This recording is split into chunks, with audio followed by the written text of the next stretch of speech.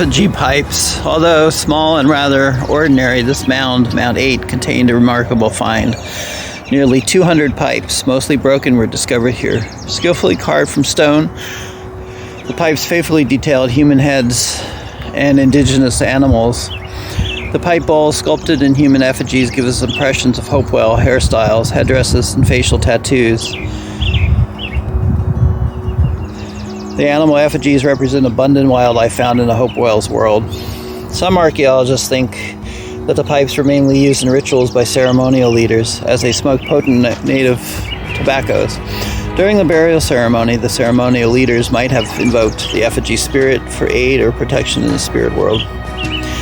Effigy pipes found here, above and left, demonstrate an exquisite artistic style unique to the Hopewell. It was long assumed that many of the pipes were crafted in Ohio, and now recent archaeological evidence confirms it.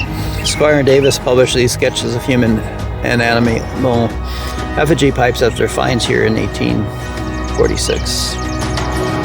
This human effigy pipe was studded with shell beads and carved with facial tattoos.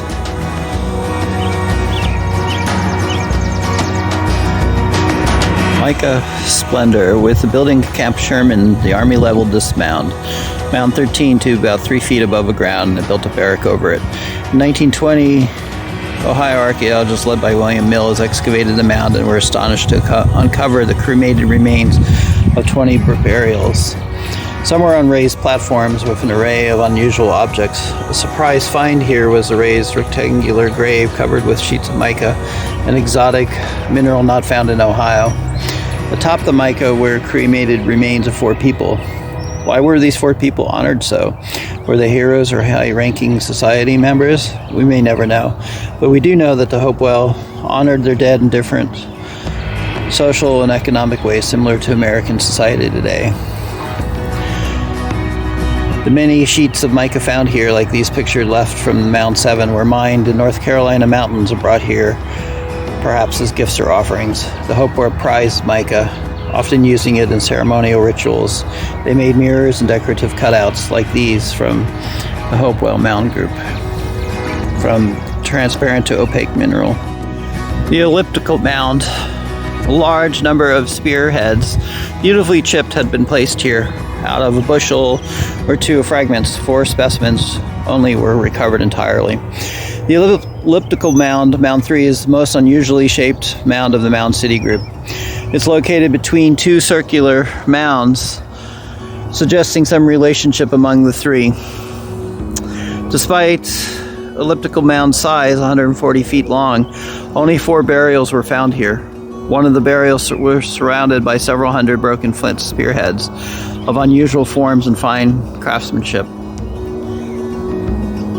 3 intensively used crematorio basins uncovered on the mound floor indicate that many cremations were performed here. Stone tools, pottery, copper objects, shell beads, and 2 platform pipes were found in one of the basins. The clay pot left found here was made with exact precision. Its thickness is nearly uniform throughout, varying only 1/6 of an inch.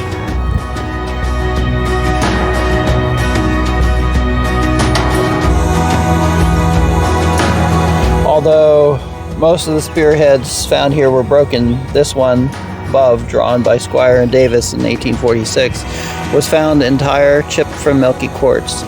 The obsidian spearhead recovered here came from the Yellowstone country, 1,430 miles away, attesting the wide-ranging exchange network the Hopewell people enjoyed.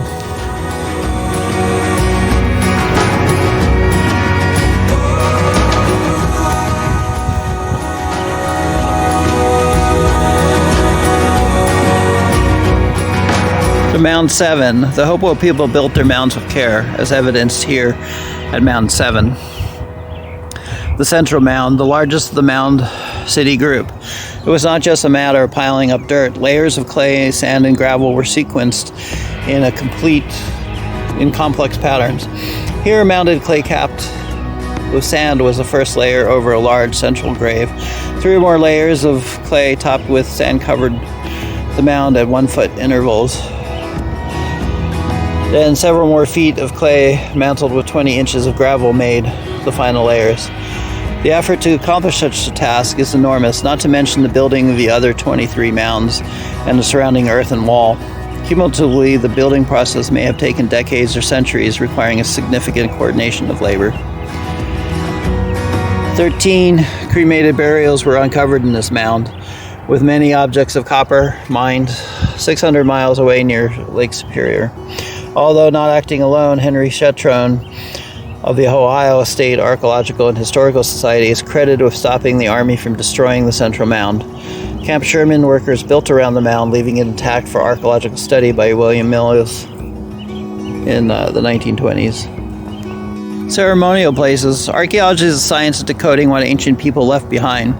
The pattern of holes found in the ground here represents decoding of one of the most distinct traditions of the Ohio Hopewell, the construction and use of ceremonial buildings, places to honor the dead and the living. Mound City excavations of 19 of the 24 mounds reveal varying ceremonial building patterns. The structure on the site was a bent pole building, oblong or oval in shape, with straightened sides. Doorways were located on each end. The interior walls flanked the longest sides, and supports in the middles suggested an elevated deck floor. Ceremonial leaders above conducted many social and religious activities in the buildings. During burial preparations, they cremated the remains here.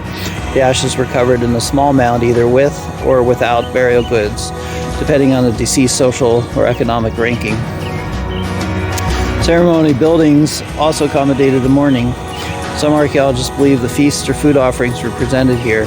Once the ceremonies were complete, the buildings were burnt down or dismantled and mounded over.